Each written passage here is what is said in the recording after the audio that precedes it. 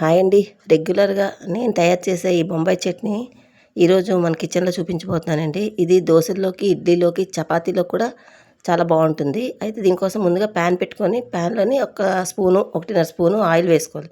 Oil heat అయిన తర్వాత ఒక అర స్పూను ఆవాలు, అర స్పూను జీలకర్ర, అలాగే కారానికి సరిపడినన్ని పచ్చిమిరపకాయలు, ఎండుమిరపకాయలు ఇక్కడే వేసుకోవాలండి. కారం కూడా వాడకూడదు. నేను 6, 7 పచ్చిమిరపకాయలు, 2 ఎండుమిరపకాయలు, కొంచెం కరివేపాకు వేసి ఈ తాలింపు అంతా బాగా వేగిపోయిన తర్వాత మీడియం సైజు ఉల్లిపాయలు, 3 ఉల్లిపాయలు కట్ చేశానండి. ఇలాగ నిలువుగా చీలికలుగా కట్ చేసుకొని వాటిని కూడా ఆయిల్లోని ఫ్రై చేసుకున్నామండి. ఇలాగా మనం ఈ బొంబాయి చట్నీ ఒక్కొక్కరు ఒక పద్ధతిలో చేస్తారు. నేనైతే ఈ పద్ధతిలో తయారు చేస్తాను. దాంట్లోనే ఒక పావు స్పూన్ అల్లం వెల్లుల్లి పేస్టు, రుచికి సరిపడ ఉప్పు, ఒక పావు స్పూన్ పసుపు వేసుకున్నాను.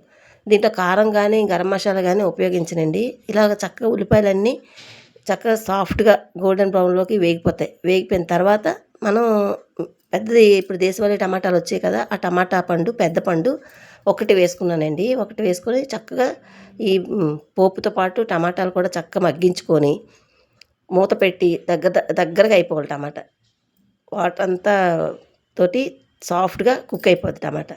ఇలా టమాటా దగ్గరగా కుక్ అయిపోవాలి. అయిపోయిన తర్వాత మనం కొంచెం వాటర్ పోసుకోవాలండి. టమాటాలు సాఫ్ట్గా కుక్ అయిపోయాయి కదండి. ఇప్పుడు కొంచెం వాటర్ పోసుకోవాలి. ఒక పెద్ద గ్లాస్ నిండా గ్లాసుడు వాటర్ పోసుకొని ఇలాగా వాటర్ తెల్ల కాగుతూ ఉండాలి. అలా తెల్ల కాగేటప్పుడు ఒక స్పూన్ నిండా శనగపిండి తీసుకొని కొంచెం నీళ్ళు పోసుకొని శనగపిండి ఉండలు లేకుండా కలుపుకోవాలండి. ఇలా విస్కర్తో ఉండలు లేకుండా కలుపుకొని మనం నీళ్ళు బాగా మరుగుతున్నాయి కదా, ఇలా మరుగుతునేటప్పుడు పిండి నీళ్ళలోకి పోసుకొని గట్టితోని కలుపుకుంటూ కలిపియాలండి. లేకపోతే వెంటనే అలా వదిలేస్తే ఉండకట్టేస్తాయి. అలా విస్కర్తో శుభ్రంగా కలిపేస్తే ఉండకట్టకుండా ఉంటుంది. అలా మొత్తం ఉండకట్టకుండా ఇలా కలుపుకున్న తర్వాత మరి కొంచెం వాటర్ పోసుకొని చక్కగా ఉడికించుకోవాలి. ఇది శనగపిండి ఉడుకుతున్నప్పుడు జిగురుగా రావాలన్నమాట. అప్పుడు బొంబాయి చట్నీ బాగుంటుంది.